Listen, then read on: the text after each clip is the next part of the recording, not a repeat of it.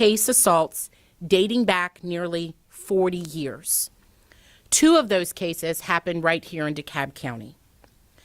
Exactly 1 month ago today, on February 27th, the DeKalb County Sheriff's Office Fugitive Unit executed a warrant for the arrest of 59-year-old Jeffrey Briney. The same afternoon, Fulton County Sheriff's Office Fugitive Unit arrested Jeffrey's older brother, 62-year-old David Briney. Both of them were arrested without incident and currently remain in jail without bond.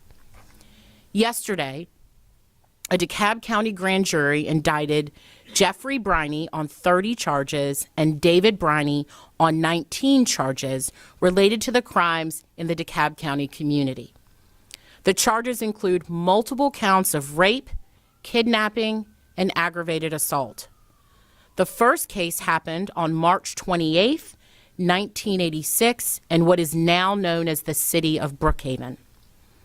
According to our investigation, the Brineys, along with 2 other men, pushed their way into an apartment on Briarwood Road. They held 5 college students at gunpoint, raped 2 young women before ransacking the apartment. DNA from the sexual assault kits identified David Briney and Jeffrey Briney as the rape suspects. Months later, on October 27th of 1986, 2 armed men with a gun forced their way into an apartment located on Buford Highway, about a mile from the first crime scene. They raped both young women who lived there, tied them up, and left them without valuables. One of the sexual assault kits from that crime was a match to Jeffrey Briney. But the DeKalb County cases were not the only ones. DNA testing concluded last year that David Briney was a suspect in 1 cold case rape in Cobb County from 1987 and 4 in Fulton County in 1986 and 1987. These matches are the result of an ongoing effort to process previously untested sexual assault evidence. In 1998, the FBI launched the Combined DNA Index, commonly known as CODIS. Prior to that, investigators could only test DNA evidence if they had a suspect to whom they could compare the samples. That meant that many of those kits, now known as pre-1999 kits, went untested but were housed at the GBI for safekeeping. According to the GBI, they have kept a watch over a little more than 7,000 untested pre-1999 kits. In 2023, using federal funds obtained by CJCC, also known as the Criminal Justice Coordinating Council, the GBI was able to outsource testing of about 2,500 of those kits, 74 from DeKalb County. That testing is what has brought us here today. Once we reviewed those test results, the case against the Brineys was solidified thanks to the work of Georgia's Sexual Assault Kit Initiative Task Force, known as Georgia's SAKI. The SAKI Task Force was created in partnership with CJCC in 2018 as a part of a multi-year, multi-million-dollar federal grant under the National Sexual Assault Kit Initiative. The SAKI team consists of prosecutors, investigators, and victim advocates who work together to solve sexual assault cases that have gone cold so that we can bring justice to victims and their loved ones. It is now my honor to introduce the Director of the Criminal Justice Coordinating Council, Jay Neal, to say a few words.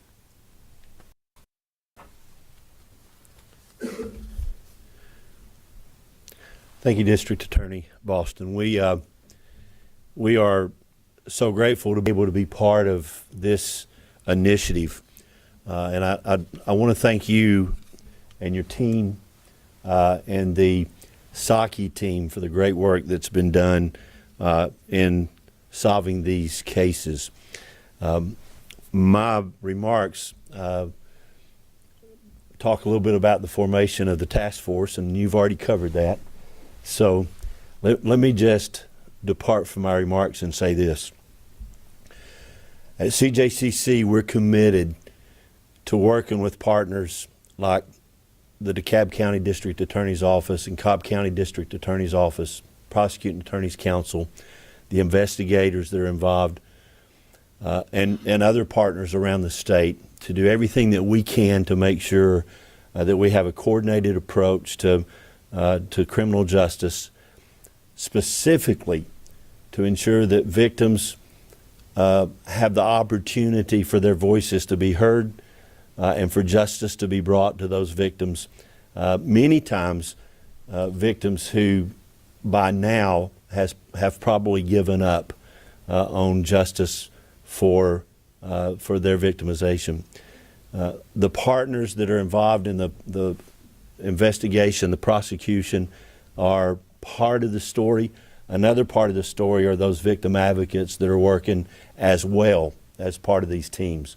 They're with the victims, providing victim-centered, trauma-informed advocacy for them throughout the process. And we're proud to be able to partner with such incredible partners around the state to make sure that those victim voices are heard and that their needs are being met. And again, District Attorney Boston, thank you so much for the work that you're doing with this task force. We appreciate you so much. Thank you, Director Neal. And I'd like to also recognize Jay Eisner, Amy Hudstall, and the entire CJCC team for your commitment to this important work. I now want to take a moment to recognize others whose efforts led us here today. First, I'd like to thank the Prosecuting Attorney's Council, represented today by Saki statewide investigator Keith Blander and Saki prosecutor Lauren Perry.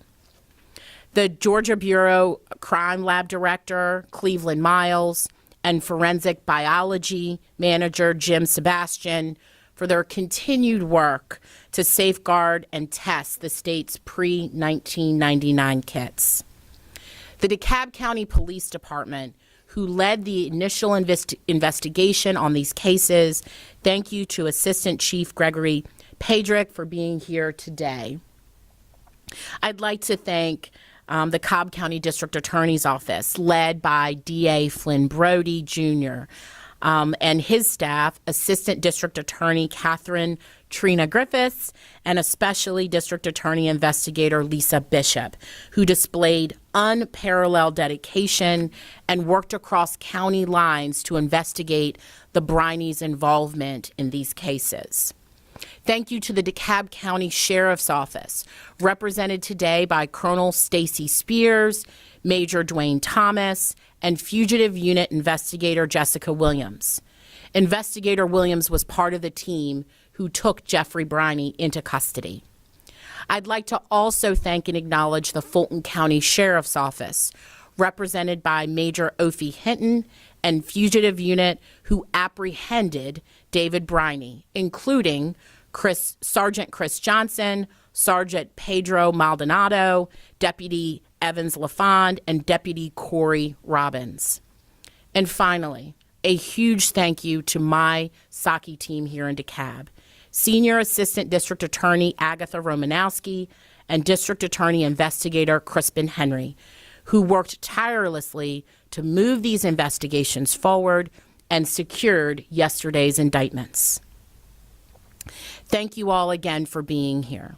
Before we wrap up, I want to speak directly to the community. While we are glad that we have linked David and Jeffrey Briney to these cases, we do not think that's the end of this story. Our team has identified nearly a dozen additional cases that fit the same fact patterns, and we know there were others involved in some of these crimes who have not yet been identified.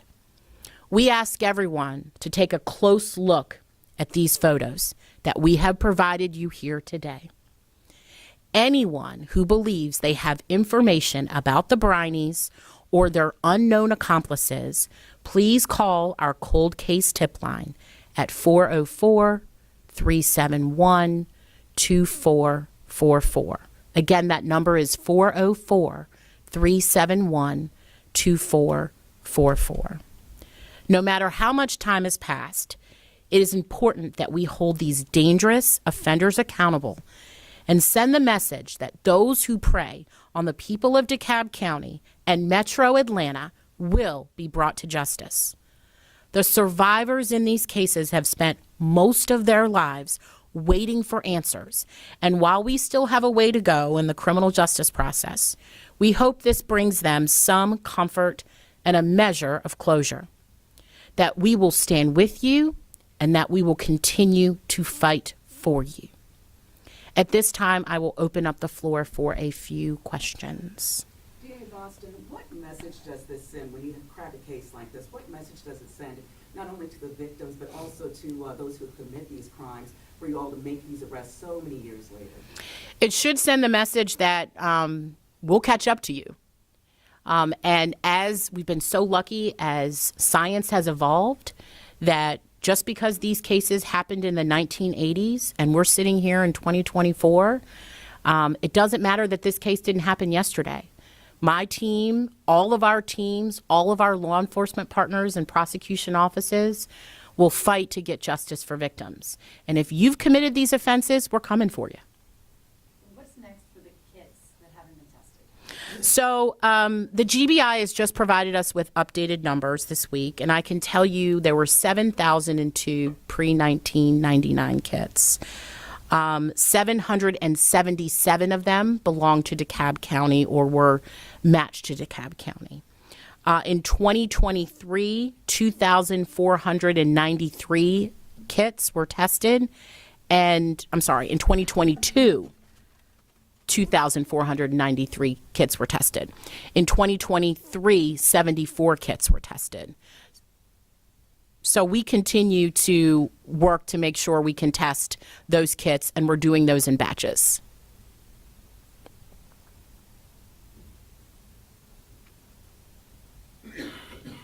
All right. Thank you so much for being here.